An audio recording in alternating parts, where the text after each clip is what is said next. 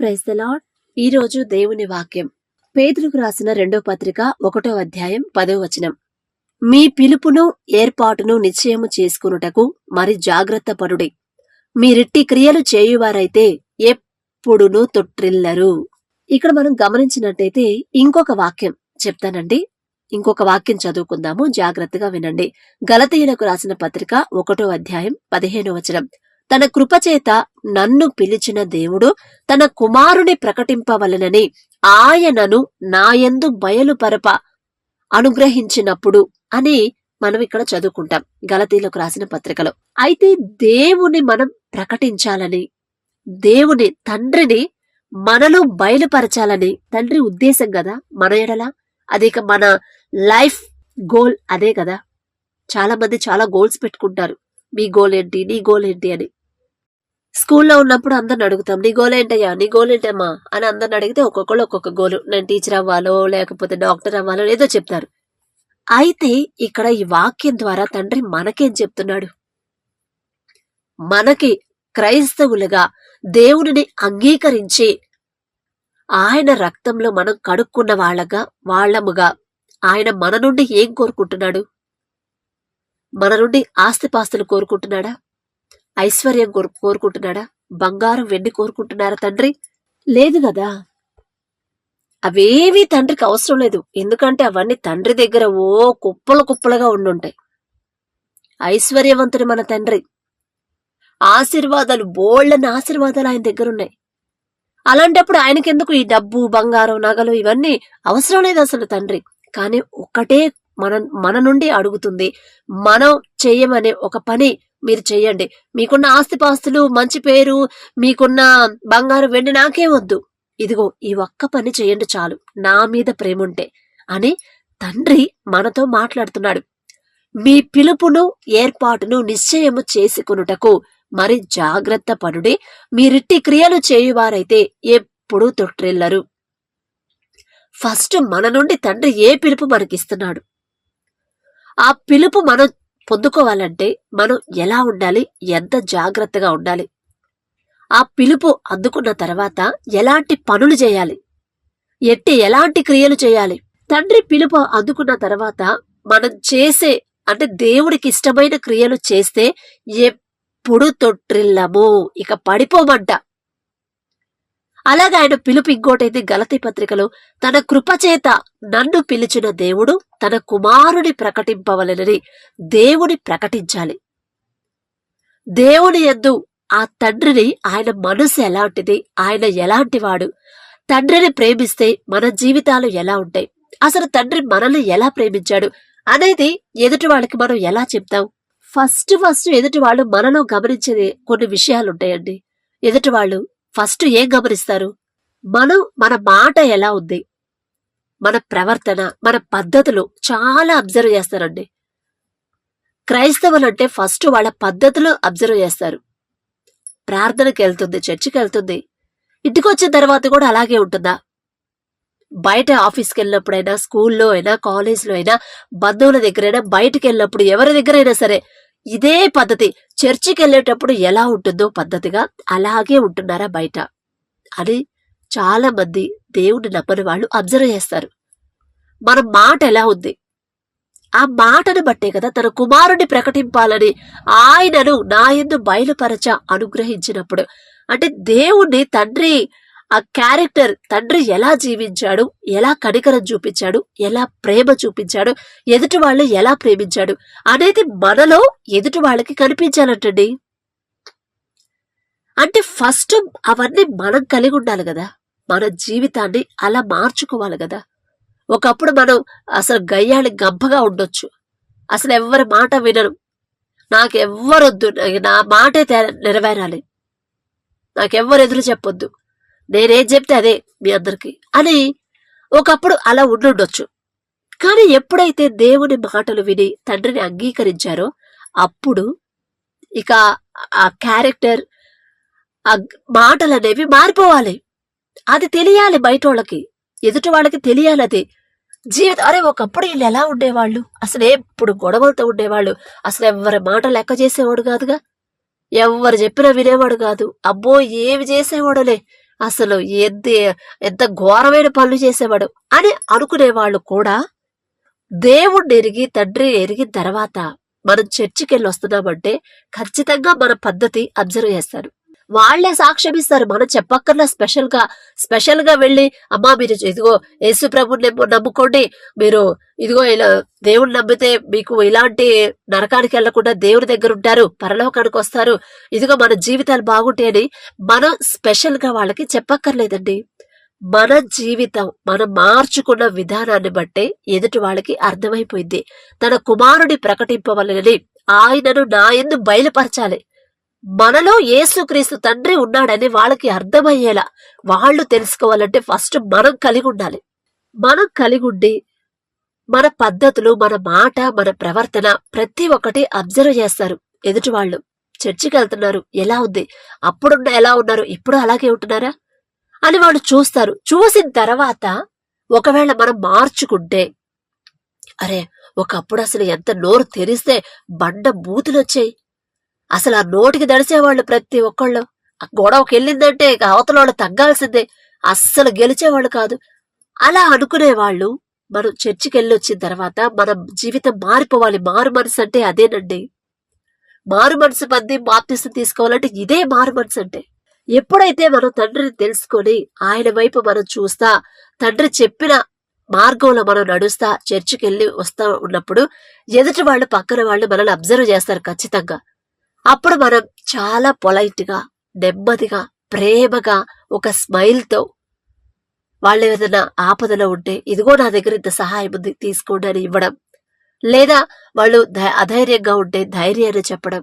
అలా మనం గనక మన మనసు, మన క్యారెక్టర్, మన పద్ధతి అంతా మారిపోతే ఇక వాళ్ళకి మనం ప్రత్యేకంగా యేసు ప్రభు నమ్ముకోండి, ఇలా ఉంటే మీ జీవితాన్ని చెప్పక్కర్లా, వద్దు ఇక మీరేం చెప్పక్కర్లేదు, మిమ్మల్ని చూశాను, ఫస్ట్ మీరు ఎలా ఉన్నారో, యేసై నమ్ముకోకముందు మీరు ఎలా ఉన్నారో నాకు తెలుసు, మాకు తెలుసు, మేము చూస్తాను చిన్నప్పటి నుంచి మిమ్మల్ని. కానీ ఎప్పుడైతే యేసు ప్రభు నమ్ముకొని మీరు చర్చికి వెళ్ళడం ప్రారంభించారో అప్పుడు కూడా మిమ్మల్ని అబ్జర్వ్ చేస్తూనే వచ్చాం. పూర్తిగా మారిపోయారండి. అసలు అలా ఉండాల్సిన వాళ్ళు ఇలా ఎలా మారిపోయారు అంటే నిజంగా దేవుడు యేసు ప్రభు నిజమైన దేవుడు అనుకుంటా. లేకపోతే మీరు అలా ఉండాల్సిన వాళ్ళు ఇంత పొలైట్ గా, ఇంత నెమ్మదిగా ఎలా మారిపోతారు అని వాళ్ళు ఆలోచించడం మొదలు పెడతారంట. ఇక మనం వాళ్ళకి స్పెషల్ గా చెప్పక్కర్లేదు. మనం మాట్లాడే మాటలను బట్టి తండ్రి ప్రేమ అర్థమైందంట. మనం చూసే చూపును బట్టి తండ్రి ఎంత స్ట్రిక్ట్ అర్థమైందంట. మన ప్రవర్తనను బట్టి, మనం నడుచుకునే పద్ధతిని బట్టి తండ్రి ఎలాంటి వాడు, ఆయన పద్ధతులు ఎలాంటియో, ఆయన ప్రేమ ఎలాంటిదో, ఆయన జాలి, మనం ఎదుటోళ్ళ మీద చూపించే జాలిని చూసి ఓహో వాళ్ళ తండ్రి, వాళ్ళ యేసయ్య కూడా ఇంత జాలి గలవాడేమో, అందుకే వీళ్ళు చర్చికి వెళ్ళిన తర్వాత వాళ్ళు పూర్తిగా అసలు ఇంత జాలి చూపిస్తున్నారు. ఒకప్పుడు ఎంత కఠిన హృదయంగా ఉండేవాళ్ళు, అసలు ఇక కరగదా హృదయం అనుకున్నాము, కానీ ఇప్పుడు ఇంత జాలి ఎక్కడి నుంచి వస్తుందంటే వాళ్ళ దేవుడి నుంచి వచ్చింది అనుకుంటా అని ఎదుటి వాళ్ళు తెలుసుకుంటారంటండి. అందుకే ఫస్ట్ మనం తండ్రి గురించి తెలుసుకొని చర్చికి వెళ్ళి మన బాప్తిసం తీసుకున్న తర్వాత మన లైఫ్ అనేది పూర్తిగా మారిపోవాలి. ఒకవేళ చిన్నప్పటి నుంచి జాగ్రత్తగానే తండ్రి అడుగుజాడలు నడిస్తే ఓకే. అలా కాకుండా ప్రార్థనకి వెళ్ళక ముందు అలానే ఉండి జీవితం, ప్రార్థనకి వెళ్ళిన తర్వాత అలాగే ఉందనుకో, ఇక ఏం ఉపయోగం? ఎదుటి వాళ్ళకి ఏం చెప్తారు? చూసావులమ్మా, ఇక మనం చెప్పక్కర్లమ్మా మీరు యేసు ప్రభు నమ్ముకున్నామంటే చూసావమ్మా, నువ్వు నమ్ముకున్నావు, నీలో ఏమైనా మార్పు వచ్చిందా? అసలు నీ నోరు తగ్గిందా? నువ్వు నోరు అదుపులో పెట్టుకుంటున్నావా? చూపు ఎంత భయంకరమైన చూపులు చూస్తున్నావు, ఎవరికల్లా చూస్తున్నామో తెలీదా? నీ మాటలేక అసలు ఎంత నోరు తెరిస్తే బూతులే, అదే చెప్తున్నాడమ్మా చర్చిలో అని వాళ్లే మనకు చెప్తారంటండి. చెప్తున్నారు చాలా మంది. బాప్తీసం తీసుకొని తండ్రి మీద ఆనుకొని బాప్తీసం తీసుకొని నోరు అదుపులో పెట్టకపోయినా, మన ప్రవర్తన మార్చుకోకుండా ఉంటే అది దేవునికి అవమానం వచ్చింది. ఇక వాళ్ళెప్పటికీ నమ్మరు. తండ్రి ప్రేమ అనేది వాళ్ళకి తెలియదు. అయితే తండ్రి మనల్ని పిలుస్తున్నాడు. ఎందుకు పిలుస్తున్నాడు అసలు ఏంటనేది మన హృదయంలో, ఆ గ్రహింపు అనేది మన హృదయంలో ఉండి, మన మార్గంలో ఏ శోధన వచ్చినా మన మనస్తత్వాన్ని గాని, మన ఆత్మీయ స్థితిని గాని పోగొట్టుకోకుండా చాలా స్ట్రిక్ట్ గా ఉండాలని తండ్రి ఇక్కడ చెప్తున్నాడు. అలా ఉంటేనే మన ఆత్మీయ స్థితిలో పడిపోకూడదు, ఆత్మీయంగా పడిపోకూడదు.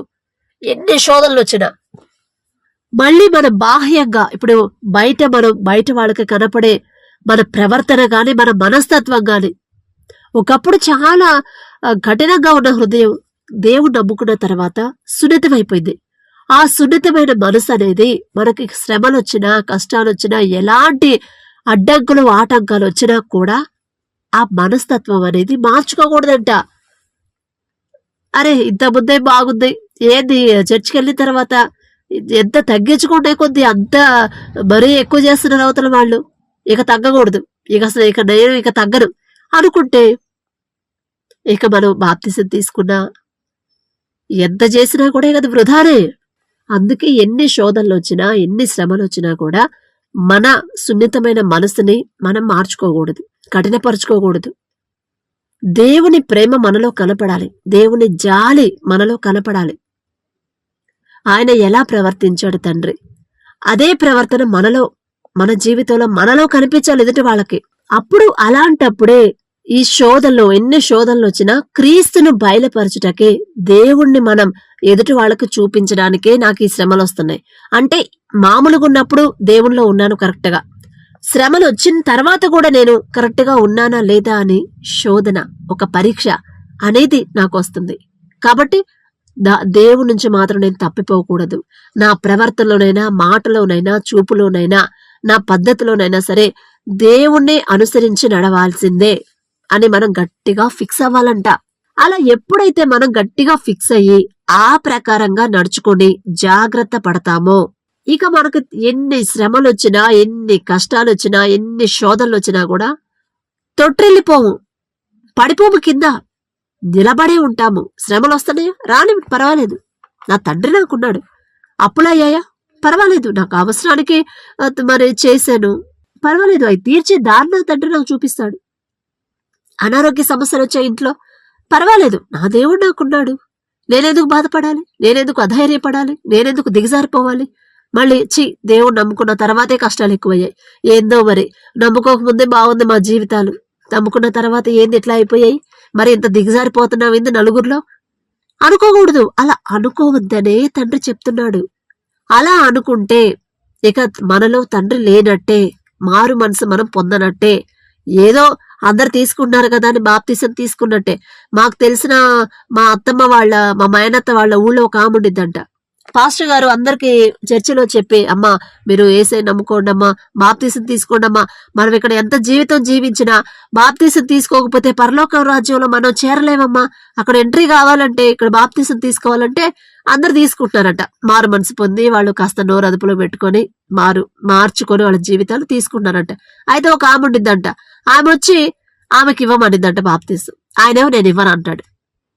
ఎందుకు ఇవ్వను అంటాడంటే ఆమె నోరు అదుపులో పెట్టుకోదు, లేచిందంటే రోడ్డు ఎక్కిందంటే అందరు గజగజ వణకాల్సిందే, అంత పవర్ఫుల్ అంట. నోరు అదుపులో పెట్టుకోవట్లేదు, తిట్లు, బూతులు, నోటి నుంచి భయంకరమైన బూతులు వస్తాయంట. అమ్మా నువ్వు ఫస్ట్ నీ నోరు అదుపులో పెట్టుకో తల్లి, అవన్నీ మార్చుకోమ్మా, అవి మార్చుకో, నేనే వచ్చిస్తానంటే, ఆహా అంటే బాప్తిసం తీసుకున్న వాళ్ళందరూ పత్తితులా? అవునా, అంతేలే, ఇప్పుడు వాళ్ళంటే మరి మీకు స్పెషల్ కాబట్టి వాళ్ళకి ఇస్తావులే బాప్తిసం, నాకెందుకు ఇస్తావు, వాళ్ళంటే మరి నీకు ప్రత్యేకం కదా, అందుకే వాళ్ళకి ఇస్తున్నావు, మరి నాకెందుకు ఇస్తావులే అనిద్దంట. ఇక అమ్మా నీ గోల పడే కన్నా తీసుకురా అమ్మ నేను ఇస్తానని బాప్తిసం ఇచ్చాడంట. అలా ఉంటున్నాయండి కొన్ని బాప్తిసాలు. మారు మనసు లేకుండా మనం బాప్తిసం తీసుకుంటే అసలు విలువ ఉండిద్దా? నీకు అదంటేనే ఇష్టంలే, నీకు వాళ్ళంటేనే అభిమానంలే, నీకు వీళ్ళంటేనే ఇష్టంలే, అందుకే వాళ్ళందరికి ఇస్తున్నా నాకు ఇవ్వట్లేదులే అని పాస్టర్ గారి మీద గొడవ పెట్టుకుందంటామా. మా అత్తమ్మ చెప్పింది, అదేందత్తమ్మ అంటే, అట్టనిద్దమ్మా, అది నోరు అదుపులో పెట్టుకోమ్మా తల్లి నేను ఇస్తానంటే, అయినా సరే అంతే అనిద్ది. పాస్టర్ గారిని కూడా ఇబ్బంది పెట్టింది. అమ్మా ఈ తలనొప్పి పడే కన్నా రామ్మ ఇస్తానని ఆయన ఇచ్చేసాడు. ఇక ఎందుకంటే పొద్దున్నే లేవంగానే మన దగ్గర ఉండేది పాస్టర్ గారు కంపల్సరీ మన దగ్గరే ఉన్నారు కాబట్టి, ఇక రోజు బాప్తిసం ఇవ్వనంటే మాత్రం ఇక వచ్చి చర్చి దగ్గర బయట కూర్చునిద్దంట. నువ్వెందుకు ఇవ్వ నాకు బాప్తిసం, దానికి ఇస్తున్నావు, దీనికి ఇస్తున్నావు, వాళ్ళకి ఇస్తున్నావు, వాళ్ళు ఏమైనా పత్తిత్తులా అని పెట్టుకునిద్దంట గొడవ. అసలు ఎంత నిజంగా తండ్రి దృష్టిలో ఎలా ఉండుంటారండి, ఒకసారి మీరు ఆలోచించండి. ఇలా ఆలోచించేవాళ్ళు వాళ్ళకి అర్థం అవ్వట్లేదు చెప్పేనా. అమ్మ కొంచెం కంట్రోల్ చేసుకోమ్మా, నేను ఇస్తానని చెప్తున్నా కూడా వాళ్ళకి అది బాప్తిసం తీసుకోవాలి, పరలోక రాజ్యానికి వెళ్ళాలని ఆమెకి ఆశ అయితే ఉంది, కానీ ఇవి కంట్రోల్ చేసుకోవట్లేదు. అలాంటి వాళ్ళ కోసం మనం ప్రార్థన చేయాలి. ఆశ అయితే ఉంది, అమ్మో నేను పరలోక రాజ్యం చేరకుండా నరకానికి వెళ్తే ఎట్లా నా పరిస్థితి అని ఆమెకి భయమైతే ఉంది. కానీ లోకపరంగా అమ్మో నేను నోరు తగ్గించుకుంటే వాళ్ళలో నలుగురిలో నవ్వులు పాలవుతాను, నలుగురిలో నేను తగ్గిపోతాను, నలుగురిలో నన్ను చులకన చేసి మాట్లాడతారు అనే ఫీలింగ్ ఉంది. అలాంటి ఫీలింగ్స్ ఏవి కూడా మీరు గాని నేను గాని పెట్టుకోవద్దు. ఎన్ని శ్రమలు వచ్చినా, ఎన్ని కష్టాలు వచ్చినా తండ్రి మనకు తోడుగా ఉన్నాడని ఆ ధైర్యం, మనకు ధైర్యంగా ఉంటే అసలు వీళ్ళకి తినడానికి కూడా తిండిలేదే. ఒకప్పుడు మంచి రాజుల్లాగా బ్రతికిన వాళ్ళు ఇప్పుడు కనీసం నలుగురు తినడానికి ఒక ఇంత అన్నం కూడా లేదు, ఇంత బియ్యం కూడా లేవు. అయినా సరే వాళ్ళు అంత ధైర్యంగా ఎలా ఉండగలుగుతున్నారు అంటే అప్పుడు ఎదుటి వాళ్ళకి తెలిసిద్ది, ఓహో వీళ్ళ దేవుడు వీళ్ళతో ఉన్నారనే ధైర్యం, అందుకే ఇంత ధైర్యంగా ఉన్నారు. ఖచ్చితంగా వాళ్ళు అనుకున్న తర్వాత తండ్రి మళ్ళీ మనల్ని అంతకన్నా మించి డబల్ బ్లెస్సింగ్స్ ఇస్తాడు. అప్పుడు ఇంకా బలపడతారు, వాళ్లే బలపడతారండి. మన ప్రవర్తన చూసి వాళ్లే బలపడతారు. మా అన్నయ్య వాళ్ళు, నాన్న ఫ్యామిలీ ఫ్రెండ్స్ అన్నయ్య వాళ్ళేమో వేరే క్యాస్ట్, మనది క్రిస్టియన్స్ కాదు, వేరే క్యాస్ట్, హిందూ విగ్రహారాధన. అసలు ఎంత విగ్రహారాధన అంటే పూజ చేయకుండా ఏ పని చేయడా అన్నయ్య. ఇదిగో అబ్బాయి నువ్వు ఈ పని చెయ్యి, ఈ పూజ చెయ్యి, నీకు ఇక అదృష్టం కలిసి వచ్చిందంటే అది ఎంత కష్టమైన పూజ అయినా సరే చేసేస్తాడు. అలాంటి మనిషి, అలాంటి ఇద్దరు అన్నయ్యలు ఉంటారు. ఆ అన్నయ్యలు ఇద్దరు నాన్న దగ్గర చదువుకోవడానికి వచ్చేవాళ్ళు. నాన్న చెప్తా ఉంటాడు, అయ్యా మరి ఇట్లా యేసు ప్రభు నమ్ముకోండి అయ్యా, మీ జీవితాలు బాగుంటాయి, మీకు దారి చూపిస్తాడు, మీ మంచి ఉద్యోగం చూపిస్తాడు చెప్తా ఉంటే సర్లే గురువు గారు, సర్లే మాస్టరు అనేవాళ్ళు. తర్వాత ఉండకుండా మా జీవితాన్ని అంటే మా కుటుంబాన్ని వాడు చూశారంట. నేను ఇది వీడియో కూడా పెట్టాను. అందుకే అసలు అన్నిలో పూర్తి విగ్రహారాధన. అలాంటి అన్నయ్య మా కుటుంబాన్ని చూసి ఒకప్పుడు మేము ఎంత దరిద్రతలో ఉన్నాము, ఎంత దిగజారిన స్థితిలో ఉన్నాము, ఇల్లు లేక, తినడానికి తిండి లేక చాలా బాధలు పడ్డామండి. మేము చిన్నపిల్లలప్పుడు పని లేక, ఆ పని చేసిన డబ్బులు సరిపోక అసలు ఎంత ఘోరంగా ఉన్నామంటే, అలాంటి ఆ పరిస్థితిలో ఉన్నప్పుడు, పూరిగుడిసెలో ఉన్నప్పుడు కూడా ఈ అన్నయ్యోళ్ళు వచ్చేవాళ్ళు ఇంటికి వచ్చేవాళ్ళు. వాళ్ళకి ఆ ఫీలింగ్ పెట్టుకోకుండా వచ్చేవాళ్ళు, నాన్న దగ్గర చదువుకునేవాళ్ళు, కాసేపు మాట్లాడి మన ఇంట్లోనే భోజనం కూడా చేసి వెళ్ళేవాళ్ళు, ఏదో మాకున్నంతలో పెట్టేవాళ్ళు. అయితే ఎప్పుడైతే ఇక తండ్రి ఇంటిని ఆశీర్వదించడం మొదలు పెట్టాడో అప్పుడు కూడా మేము సంతోషంగానే ఉండేవాళ్ళం. అది దేవుడి కృప. ఉన్నా లేకపోయినా, తిన్నా తినకపోయినా ఎప్పుడు నవ్వుతానే ఉండేవాళ్ళం, నవ్వుతానే ఉంటాం. మేము నవ్వితే, ఇంట్లో నవ్వితే ఆ వెనక లైన్కి ఆ వెనక వినపడిద్దంట. తెల్లారొచ్చి అడిగేవాళ్ళు, ఏందమ్మాయి అర్ధరాత్రులే తెగ నవ్వుతారేందమ్మాయి, మీరు నిద్రలో రావా మీకు, ఆ చివరికి వినపడుతుందమ్మాయి, ఏది ఎప్పుడు నవ్వుతానే ఉంటారు మీరు అని అడిగేవాళ్ళు చుట్టుపక్కల. అది తండ్రి, అది చూసి తండ్రి గమనించాడు కాబట్టి ఉన్నా సంతోషంగానే ఉన్నాం, లేకపోయినా సంతోషంగానే ఉన్నాం దేవుడి కృపను బట్టి. అందుకని తండ్రి మా మీద జాలిపడి ఇల్లు కట్టించాడు, మంచి ప్రహరీ కట్టించాడు, మాకు కావాల్సిన అన్ని ఏర్పాటు చేశాడు. మోటార్ గాని, ఇంట్లో వస్తువులు గాని అన్ని. అసలు ఎంత చక్కగా వీళ్ళైనా ఈ స్థితిలో ఉంది. ఒకప్పుడు వీళ్ళు ఎలా ఉన్నారో మేము చూసాం. వీళ్ళైనా ఇల్లు కట్టింది, వాళ్ళైనా పిల్లలకు పెళ్లిళ్ళు చేసింది, వాళ్ళైనా ఇవన్నీ అవసరమైన వస్తువులన్నీ కొనుక్కున్నారు. అంటే మనకేం అంత పెద్ద పెద్ద విల్లాస్ అవసరం లేదు కదండి, మనకు సరిపడా ఇల్లు, ఒక చిన్న ఇల్లు ఉంటే చాలు, అదే అనుకున్నాము. అది కూడా ఇస్తాడు తండ్రి అని ఇక మర్చిపోయాం. ఎప్పుడు ఇస్తాడో ఇవ్వడో, ఎప్పుడు ఇస్తాడో. అందరు కట్టుకుంటారు, మేము కట్టుకోవట్లేదు. అస్సలు ఆలోచనే మాకు రాలేదండి, రానివ్వలేదు తండ్రి. అస్సలు ఆలోచించేవాళ్ళం కాదు. ఎప్పుడు తండ్రి కృపను బట్టి సంతోషంగానే ఉండి జోకులు వేసుకునే వాళ్ళం. ఇంట్లో అమ్మ గాని నాన్న గాని జోకులు వేసుకునే వాళ్ళు సంతోషంగా ఉండేవాళ్ళం. అందుకనే తండ్రి ఆశీర్వదించి మా మీద జాలిపడి కనికరపడి ఇల్లు కట్టుకునే స్తోమత ఇచ్చాడు. మళ్ళీ పెళ్లిళ్ళు చేశారు, మంచి బిడ్డల్ని ఇచ్చాడు తండ్రి. ఇప్పుడు మా కుటుంబాన్ని చూసి, అంటే తండ్రి ఆశీర్వాదాలు మా కుటుంబంలోకి రావడం చూసి ఆ అన్నయ్య వాళ్ళు, ఇద్దరు అన్నయ్యలో ఒక అన్నయ్య, ఎక్కువ విగ్రహారాధన చేసే అన్నయ్య యేసు ప్రభు నమ్ముకున్నాడంట. తర్వాత మొన్న ఒక రోజు వచ్చానంట, మాస్టరు నిజంగా మీరు చెప్పినప్పుడు నాకు అర్థం కాలేదు, కానీ మీరు చెప్పినప్పుడు అందరూ చెప్తారులే, యేసు ప్రభు నమ్ముకో మీకు బాగుంటుంది లైఫ్, యేసు ప్రభు నమ్ముకోండి మీ జీవితం బాగుంటుంది, మా జీవితాలు మారిపోతాయి అని చెప్పారు. కానీ మేమైతే మాకు తెలియదు, ఇక మేము అందరూ చెప్తారని వదిలేసి లైట్ తీసుకున్నాను. కానీ మాస్టారు, ఎప్పుడైతే మిమ్మల్ని చూశానో, మీ కుటుంబాన్ని చూశానో, ఎందుకంటే మీరు గుడిసెలో ఉన్నప్పుడు ఏ స్థితిలో, గుడిసె పడిపోయిన స్థితిలో ఉన్నప్పుడు కూడా మేము చూసాం. ఆ ఇల్లు గారతా వర్షానికి కింద గిన్నెలో పెట్టుకుంటా, అబ్బో చాలా కష్టం, తినడానికి లేక, పనులు లేక ఉన్న ఆ పరిస్థితులని వాళ్ళకి తెలుసు. అవి చూసాము. మళ్ళీ ఇప్పుడు మీరు ఇల్లు కట్టి, ప్రహరీ కట్టి, చక్కగా అంతా ఏర్పాటు చేసుకుని కావలసిన వస్తువులన్నీ సమకూర్చుకునేలా అన్ని మీకు వచ్చాయంటే ఖచ్చితంగా మీరు ఎవరికైతే ప్రార్థన చేస్తున్నారో ఆ దేవుడి గొప్పతనమే మాస్టరు అని చెప్పాడంటే భలే సంతోషం వేసింది. అంటే తండ్రి మనలో, అంటే అదే కదా తండ్రి నాలో నుంచి బయలుపరచాలని, అదే కదా వాక్యంలో కుమారుడు నన్ను పిలిచిన తండ్రిని ప్రకటింపాలి, ఆయనను తండ్రిని మనలో బయలుపరచాలి ఎదుటి వాళ్ళకి. క్రీస్తుని బయలుపరచుటకే అస్సలు బలి సంతోషం ఇస్తుంది. అంతకన్నా ఏం కావాలండి జీవితానికి? మీరు చెప్పారని మేము నమ్ముకోలేదు, నేను నమ్మట్లేదు మాస్టరు. మీ జీవితాలు చూశాను కాబట్టి, మీకు వచ్చిన బ్లెస్సింగ్స్ చూశాను, నా కళ్ళతో నేను చూశాను. ఒకప్పుడు మీరు ఎలా ఉన్నారో నాకు తెలుసు, ఇప్పుడు మీరు ఎలా ఉన్నారో నేను చూస్తున్నాను. అందుకనే నేను నిజంగా క్రీస్తు నేను నమ్ముకుంటాను అని అన్నయ్య నమ్ముకున్నాడు. అన్నయ్య బాప్తీసం తీసుకున్నాడు. వదిన అన్యురాలే, విగ్రహారాధికులు, ఆమెకే బాప్తీసం ఇప్పించాడు.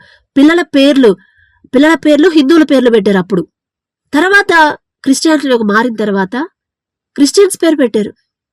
అసలు భలే సంతోషం వేసింది. అసలు ఒక అన్యస్తుల కుటుంబం, ఒక విగ్రహారాధన చేసే కుటుంబం, మంచి విగ్రహారాధన, అది కూడా ఏదో లైట్ కాదు, ఆ దేవుళ్ళంతా ఒకటేలే, ఏ దేవుడైనా ఒకటే కదా అని ఆలోచించే మనసు కాదు. అస్సలు పక్కా చాలా స్ట్రిక్ట్గా ఉంటాడు పూజలు చేసే విషయంలో. అలాంటి అన్నయ్యకి మేము చెప్పినప్పుడు మారలా, ఫ్యామిలీని చూసిన తర్వాత మారాడు. అంటే ఒక బ్లెస్సింగ్స్, తండ్రి బ్లెస్సింగ్స్ వస్తే ఒక ఫ్యామిలీలోకి, ఆ ఫ్యామిలీ ఎలా ఉండింది, ఆ ఇల్లు గాని ఆ పరిస్థితులు ఎలా ఉంటాయి అనేది గ్రహించాడు తండ్రి. దేవుని కృప పట్టుకున్నాడు అన్నయ్యని. ఆ విషయం అన్నయ్యకి తెలీదు. మిమ్మల్ని చూసి మీ పరిస్థితి ఎట్లా మారిపోయింది, అది కూడా చాలా తక్కువ టైంలో, ఎక్కువ సంవత్సరాలు లేదు మాస్టరు, 5-6 సంవత్సరాల్లోనే మీ పరిస్థితి మారిపోయింది. అందుకనే నేను క్రీస్తుని, యేసు ప్రభుని నమ్ముకుంటాను. బాప్తీసం తీసుకున్నాను. ప్రతి వారం చర్చికి వెళ్తున్నా. పిల్లల పేర్లు కూడా మార్చేశాను మాస్టరు. నాకు ఇష్టమైన హిందువుల పేర్లు పెట్టాను పిల్లలకి, నాకు ఇష్టమైన పేర్లు. అయినా సరే వద్దు, నాకు యేసు ప్రభువే కావాలి అని బైబిల్లో పేర్లు పెట్టాడంట. అసలు ఎంత మంచి ఆశీర్వాదం అండి. ఆ అన్నయ్య వాళ్ళకి, వాళ్ళ జీవితానికి నరకానికి వెళ్లకుండా ఆపాడు తండ్రి. వాళ్ళ పిల్లల్ని దేవుల్లో పెంచుతున్నారు. రేపు వాళ్ళకు పుట్టిన పిల్లలు, వాళ్ళ పిల్లలు, ఆ జనరేషన్ మొత్తం కూడా ఆశీర్వదించబడిన జనరేషన్ అయిపోయింది కదా. అదే ఇక్కడ తండ్రి చెప్తున్నాడు. మీరెళ్ళి స్పెషల్గా చెప్పక్కర్లేదు, చెప్పాలి, చెప్పొద్దని నేను చెప్పట్లేదు. కానీ ఫస్ట్ మన జీవితం ద్వారా, మన మాటల ద్వారా, మన ప్రవర్తన, మన పద్ధతి ద్వారా దేవుని ప్రేమేంటో ఎదుటి వాళ్ళకి తెలిసేలా చేయాలి, అలా ప్రవర్తించాలని నేను చెప్తుంది. అది తండ్రి చెప్తున్నాడు. ఇక మనం వాళ్ళకి చెప్పక్కర్లేదు, మన మాటలను బట్టి వాళ్ళకి అర్థమైంది. మనం జాలి, మనం చూపించే ప్రేమ, మన ఆదరణ మాటలు, వాళ్ళకి ఏదైనా హెల్ప్ కావాలంటే ఎవ్వరూ చేయట్లేదు, మనం వెళ్ళి చెయ్యాలి. అది తండ్రి ప్రేమ అంటే, దేవుని ప్రేమ. ఆయన పక్షపాతి కాదుగా. పరిసయ్యులకు ఒకలాగా, సమరయులకు ఒకలాగా చూశాడా తండ్రి? చూడలేదు. ఇంకా పరిసయ్యుల్ని పక్కన పెట్టేశాడు. ఎందుకంటే వాళ్ళు నమ్మట్లేదు, దేవుని నమ్మలేదు కాబట్టి. సమరయుల్ని ఎక్కువ ఆశీర్వదించాడు. ఎక్కువ అద్భుత కార్యాలు, ఆశ్చర్యక్రియలు వాళ్ళ దగ్గరే చేశాడు. కాబట్టి ఫస్ట్ మనల్ని చూస్తారు, మన ఫ్యామిలీ పరిస్థితి, మన ఫ్యామిలీ బ్యాక్గ్రౌండ్ చూస్తారు. ఒకప్పుడు మా ఫ్యామిలీ ఇలా ఉండేది, ఇదిగో ఇప్పుడు ఇలా ఉన్నామంటే అది కేవలం దేవుని కృప. ఆయన మీద మేము ఎప్పుడైతే డిపెండ్ అయ్యామో అప్పుడే మా ఫ్యామిలీ ఇలా ఉంది సిస్టర్ అని మనం వెళ్ళి చెప్పక్కర్లేదు. వాళ్ళు చూస్తేనే అర్థమైపోయింది. ఇదిగో ఈ సమస్య తీరిపోయింది. అవును సిస్టర్, మీరు మొన్న ఒక సమస్య చెప్పారు, మరి ఎలా ఉందంటే, తీరిపోయింది, మా తండ్రి తీర్చేశాడు సిస్టర్. నేను ఎప్పుడైతే ఆలోచించడం మానేశానో సమస్య గురించి, తండ్రి తీర్చేశాడు ఇక అని మనం గట్టిగా స్ట్రాంగ్ గా చెప్పగలిగేలా ఉండాలండి. తండ్రి మనకిచ్చిన పిలుపు నిశ్చయం చేసుకోవడానికి జాగ్రత్త పడితే, మనం ఏం జాగ్రత్త అంటే అంత జాగ్రత్త అవసరం లేదు. ఏ పనైతే, ఏ పనులు చేయమని చెప్తున్నాడు అవి చెయ్యాలి, ఏవి చెయ్యొద్దు అంటున్నాడు అవి చెయ్యొద్దు. మోహపు చూపుడు చూడొద్దు. మన మాట వల్ల ఎదుటి వాళ్ళు బాధపడొద్దు. మనం చేసే పనులు, మన ప్రవర్తన వల్ల ఎదుటి వాళ్ళు ఇబ్బంది పడకూడదు, బాధపడకూడదు. ప్రతిదీ కూడా మనం చర్చికి వెళ్తున్నామంటే మన జీవితం, మన ఫ్యామిలీ మారిపోవాలి. అదే మారు మనసు, అదే మార్పు తండ్రి కోరుకుంటుంది. అదంతా ఎప్పుడు సెట్ అయింది సిస్టర్ అంటే, మనకొచ్చే శ్రమల మీద మన దృష్టి పెట్టొద్దు, మన దేవుని మీదే మన దృష్టి ఉండాలి. అప్పుడు సంతోషిస్తాడు. అరే ఇన్ని శ్రమలు ఒకవేళ తండ్రి కావాలని పంపించిన, మనం ఇది అయిద్ది, ఈ పని అవ్వడానికి వచ్చి దగ్గర దాకా వచ్చింది, అయిద్ది పని అయ్యిద్ది, ఆ పని అయిందంటే మన లైఫ్ సెటిల్ అయింది అనుకున్న పని కూడా ఆగిపోయింది అనుకోండి, అక్కడ మన భక్తి అనేది బయటపడిద్ది కదా. అసలు ఇక్కడ దాకొచ్చి చేతి దాకా వచ్చింది, నోటి దాకా రాకుండా పోయింది. నేను ఎంత ప్రార్థన చేశాను, ఎంత ఉపవాసం ఉన్నాను ఈ పని అవ్వడానికే కదా. కానీ ఇక్కడ దాకొచ్చి దేవుడు ఆపేశాడు. అసలు నిజంగా దేవుడికి న్యాయం ఉందా? మనసు, హృదయం అనేది ఉందా? అసలు జాలి అనేది ఉందా? ప్రేమ అనేది ఉందా? మనం ఇంత ఇబ్బంది పడి, ఇంత టెన్షన్ పడితే తండ్రికి ఇష్టమే అనుకుంటా అని ఖచ్చితంగా ఇలాంటి మాటలు, ఇలాంటి ఆలోచనలే మనకొస్తాయి. అదే తండ్రి చెప్తున్నాడు, జాగ్రత్త పడండి, మీ భక్తిలో జాగ్రత్త పడండి, మీ విశ్వాసాన్ని జాగ్రత్తగా కాపాడుకోండి, మన ఓర్పు, సహనం, సాత్వికాన్ని జాగ్రత్త పెట్టుకోవాలి. అలా జాగ్రత్త పడితేనంట మనం ఏ పని చేసినా, ఎన్ని శ్రమలు వచ్చినా, ఎన్ని కష్టాలు వచ్చినా తొట్టిల్లరు, ఎప్పుడు తొట్టిల్లరు, ఎప్పుడును తొట్టిల్లరు అని 2వ పేతురు రాసిన పత్రిక 1వ అధ్యాయంలో మనం చదువుకున్నాం. ఎప్పుడు తొట్టిల్లం. ఊరంతా మునిగిపోయినా మన ఫ్యామిలీ క్షేమంగా ఉండిద్ది. ఊరంతా తెగుళ్లతో ఉన్నా మనం క్షేమంగా ఉంటాం. ఊరంతా అప్పులైపోయినా మనకు సమృద్ధిగా ఉండిద్ది. అదే కదా యోసేపు జీవితంలో చేసింది. ప్రపంచం అంతా కరువు వచ్చింది, కానీ ఈజిప్టులో సమృద్ధిగా ఆహారం ఉంది. ఎందుకుంది ఆహారం అంటే, యోసేపును బట్టి ఆ ఆశీర్వాదం అక్కడ నిలబెట్టాడు తండ్రి. అలాగే మనల్ని బట్టి మన కుటుంబంలో ఆశీర్వాదం ఉండాలి. మన పనులను బట్టి మన కుటుంబం బ్లెస్ అవ్వాలి. మన ప్రవర్తనను బట్టి ఎదుటి వాళ్ళు దేవుని ప్రేమను తెలుసుకోవాలి. ఎదుటి వాళ్ళు దేవుని వ్యక్తిత్వాన్ని, మన వ్యక్తిత్వం, అమ్మ మేమైతే చూడలేదమ్మా మీ దేవుడు ఎలాంటోడు, కానీ మిమ్మల్ని చూస్తే అర్థమవుతుంది. అదే అంటారు కదా, ఇప్పుడు మన పిల్లలు మర్యాదగా ఉండి అందరితో మర్యాదగా నడుచుకుంటే, అబ్బా అసలు ఎవరి పిల్లలరా మీరు, అసలు ఇంత మర్యాద, ఇంత రెస్పెక్ట్ ఇస్తున్నారు, ఎవరి పిల్లలు మీరు అని అడుగుతారు. పలానా వాళ్ళ పిల్లలంటే అనుకున్నా, వాళ్ళకి ఎంత మర్యాద వస్తుందో మీరు అంతే మర్యాదరా, వాళ్ళ మర్యాద మీకు వచ్చింది. అనుకున్నావయ్యా పలానా వాళ్ళ పిల్లలనే అనుకున్నావు, కానీ చిన్న డౌట్ వచ్చి అడిగేవులే, పలానా వాళ్ళు కదా, అవును వాళ్ళ మర్యాదలో అసలు ఇక ఎవరు సాటుగారు, ఎంత మర్యాద ఇస్తారో, ఎవరికైనా ఎంత మర్యాదగా నడుచుకుంటారు అని ఖచ్చితంగా చెప్తారు వాళ్ళు, ఎదుటి వాళ్ళు. అదే ఇక్కడ దేవుని, ఆయన వ్యక్తిత్వం ఎలాంటిది, ఆయన మనసు ఎలాంటిది, జాలిగల తండ్రి, కృపగల తండ్రి, మన మీద దయ చూపించే తండ్రి, ఎదుటి వాళ్ళు బాధపడుతుంటే సంతోషించే తండ్రి కాదు. మీ ఆఫీసులో అందరూ వాళ్ళని వదిలేసినా మనం వెళ్ళి వాళ్ళని ఓదార్చాలి, మనం వెళ్ళి వాళ్ళకి చేతనైన సహాయం చెయ్యాలి. అదే తండ్రి ప్రేమ. బ్రదర్, సిస్టర్, అసలు ఎవ్వరు మాకు సహాయం చేయడం దగ్గర రాలదు, మాకు ముందుకు రాల, కానీ మీరొచ్చారు. నిజంగా మీరు పూజించే దేవుడు అంత గొప్ప దేవుడు అయి ఉంటాడు అని ఆ ఘనత తండ్రికి వెళ్ళిద్దండి. అందుకని ఒక్కసారి మీరు జాగ్రత్తగా చూసుకోండి, దేవుని ప్రేమ, దేవుని వ్యక్తిత్వం మనలో ఉందా? చర్చికి వెళ్ళొచ్చిన తర్వాత, చర్చిలో ఉన్నప్పుడే మనం తండ్రి తగ్గింపుతో ఉంటున్నామా? చర్చి నుంచి బయటకు వచ్చిన తర్వాత, ఇంటికి వచ్చిన తర్వాత, బయటికి వెళ్ళినా ఎక్కడికి వెళ్ళినా కూడా అదే తగ్గింపుతో ఉంటున్నామా? అదే సాత్వికమైన మాటలు మాట్లాడగలుగుతున్నామా? 100 మంది 100 చెప్పనివ్వండి, పలానా వాళ్ళతో మీరు మాట్లాడొద్దు, అసలు వాళ్ళు మంచోళ్ళు కాదు, అసలు వాళ్ళ జోలికి అసలు వెళ్ళకండి, అసలు వెళ్ళొద్దు వాళ్ళకి, ఇప్పుడు వాళ్ళకి ప్రాబ్లమ్స్ వచ్చాయని అందరు గుర్తొస్తున్నారు. ఒకప్పుడు వాళ్ళకి ఎంత బాగుంది, అయినా ఒకళ్ళకల్లే చూసారా, ఎవరినైనా పట్టించుకున్నారా, ఎంత అహంకారం, గర్వంతో ఊగిపోయారు అని 100 మంది చెప్పినా పర్వాలేదు. అప్పుడు వాళ్ళకి మేబీ తెలియకపోవచ్చు, కానీ ఇప్పుడు వాళ్ళకి ఓదార్పు అనేది అవసరం. నేను వెళ్ళి వాళ్ళని ఓదార్చాలి, నేను కలవాల్సిందే, వెళ్లాల్సిందే అని వెళ్తేనే దేవుని ప్రేమ మనలో ఉన్నట్టు. ఎవ్వరు సహాయం చేయట్లేదు, చెయ్యొద్దని చెప్తున్నారు, ఆపుతున్నారు మిమ్మల్ని, అయినా సరే ఆగొద్దు, చేయాల్సిందే. ఎందుకంటే ఇక్కడ కాదు నాకు లెక్క, దేవుని దగ్గర లెక్క చెప్పాలి. అదే దేవుని తండ్రి ప్రేమ. అదే ఆదివారం పూట స్వస్థత ఎందుకు, అద్భుత కార్యాలు ఎందుకు చేస్తున్నావు, ఎందుకు స్వస్థపరుస్తున్నావని పరిసయ్యులు అడిగినప్పుడు దేవుడు ఏం చెప్పాడు? తండ్రి ఒక ఉపమానం చెప్తాడు. మీలో ఎవరి కుమారుడైనా గోతులో పడితే ఈరోజు విశ్రాంతి దినంగా దాన్ని తీయకుండా ఉంటారా? రేపు తీద్దాం వాళ్ళని వదిలేస్తారా? లేదు కదా. ఎందుకంటే నా కుమారుడు, అమ్మో గుంటలో వదిలేస్తే రేపటికల్లా ఉంటాడో ఉండడు అని తీసేస్తాము. ఆ రోజు విశ్రాంతి దినమా, ఆ రోజు మంచి రోజా, అమావాస్య, లేకపోతే ఇంకోట అని ఆలోచిస్తామా? అస్సలు ఆలోచించు. ఇంట్లో ఎవరికన్నా సీరియస్ గా ఉందంటే, అమ్మ ఈరోజు మంచి రోజు కాదు, ఈరోజు ఆగండి, రేపు వెళ్దాం హాస్పిటల్కి, ఇదిగో ఈ గడియదాకా ఆగండి, రేపు వెళ్దామంటే ఊరుకుంటాము మనం? అవి తీసి పక్కన పడేసి ముందు హాస్పిటల్కి తీసుకెళ్తాం. అదే తండ్రి చెప్తుంది. 100 మంది చెప్పినా అది మంచి అయితే కాదు. తండ్రి ఏం చెప్తున్నాడు అదే మనకు వినపడాలి. ఆయన తండ్రి ఎలా నడుచుకున్నాడు, తండ్రి క్రీస్తును చూసి క్రీస్తును పోలి మనం నడుచుకోవాలని పౌలు గారు చెప్తారు. నేను క్రీస్తును పోలి నడుచుకుంటున్నా, మీరు నన్ను పోలి నడుచుకోండి అని చెప్తున్నాడు. ఒక్కసారి గమనించుకోండి, మీ లైఫ్ ఎలా ఉంటుంది, మీ జీవితంలో మిమ్మల్ని బట్టి మీ కుటుంబాన్ని ఆశీర్వదిస్తాడు. యోసేపును బట్టి ఈజిప్ట్ దేశం మొత్తాన్ని బ్లెస్ చేశాడు తండ్రి, ఒక్క యోసేపును బట్టి. అందుకని ఒక్కసారి మనం కరెక్ట్ గా ఉంటే మనల్ని బట్టి మన కుటుంబాన్ని ఆశీర్వదిస్తాడు, మనకు కావాల్సిన అన్ని సమకూరుస్తాడు. మన ధ్యాస అంతా తండ్రి మీద ఉంచాలి. ఎన్ని శ్రమలు, ఎన్ని అప్పులున్నా, ఎంత భయంకరమైన పరిస్థితులైనా అస్సలు ఆలోచించొద్దు, ఆలోచనకి రానివ్వద్దు. నా దేవుడు నాకున్నాడు, నా తండ్రి నాకున్నాడు, ప్రతిదీ ఆయనకు తెలుసు, ఆయనే చూసుకుంటాడు అని ఇంకా సంతోషం ఎక్కువ అవ్వాలంట. మనకి ఆ శ్రమలు ఎక్కువయ్యే కొద్దీ సంతోషం ఎక్కువ అవ్వాలంట. అప్పుడు తండ్రి ఇక బ్లెస్ చేయడం మొదలు పెడితే ఇక యాపడం ఎవరి వల్ల కాదండి. అదే జరిగింది మా కుటుంబంలో. అందుకే అన్నయ్య అంత అన్యుడైనా సరే, అంత విగ్రహారాధన ఎంత నిష్టగా ఉంటాడు.